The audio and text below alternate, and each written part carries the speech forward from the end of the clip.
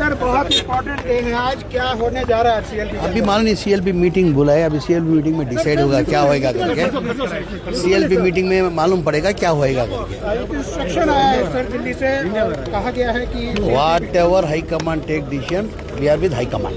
High command के साथ है, हाई कमांड कुछ भी डिसीजन ले दो, हम लोग सब 130% एमएलए भी हाई कमांड के साथ है। हाई कमांड जो भी डिसीजन लेगा हम उसको खूब लेंगे। कैबिनेट की क्या उम्मीद करते हैं, किस तरह की? अभी मालूम नहीं, सीएलपी होने के बाद ही मालूम पड़ेगा ना, सब फर्दर हो। आपने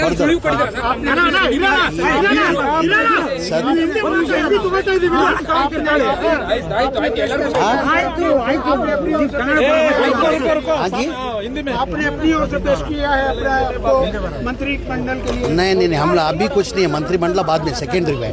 पहले सीएलपी मीटिंग के अंदर कौन मुख्यमंत्री होएगा करके डिसाइड होने के बाद मंत्रिमंडल बाद में होता है, मंत्रिमंडल अभी नहीं होता है। लेकिन दिल्ली तक तो कभी लोग गए सर। जा रहे सब लोग कोशिश करते हैं, कोशिश करना मना नहीं है ना।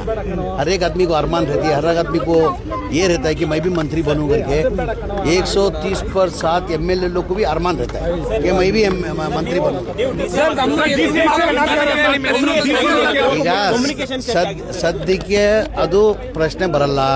ಮೊದಲೇ CLP ಮೀಟಿಂಗ್ ಅಲ್ಲಿ ಯಾರು ಮುಖ್ಯಮಂತ್ರಿ ಆಗ್ತಾರಂತ ತೀರ್ಮಾನ ಮಾಡ್ತಾರೆ, ಅದಾದ್ಮೇಲೆ ಸೆಕೆಂಡ್ ಇದೆ, ಅದಾದ್ಮೇಲೆ ಆಗೋದಲ್ಲ.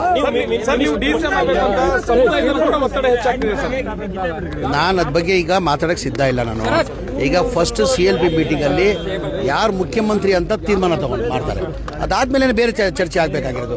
ಈಗ ಅದಾಗ್ಲೇ ನಾವು ಚರ್ಚೆ ಮಾಡಿದ್ರೆ ಹೆಂಗಿರ್ತದೆ ಗೊತ್ತಿಲ್ಲ. ಯಾರನ ಈಗ ಹೈಕಮಾಂಡ್ ಯಾರ ಹೆಸರು ಹೇಳ್ತಾರೆ, ನಾವು 137 ಜನ MLAಗಳು ನಾವೆಲ್ಲ ಹೈಕಮಾಂಡ್ ಡಿಸಿಷನ್ಗೆ ನಾವು ಬದ್ಧಾಗಿದ್ದೀವಿ. ಸಭೆಯಲ್ಲಿ ಭಿನ್ನ ಸ್ವರ ಇಲ್ಲ.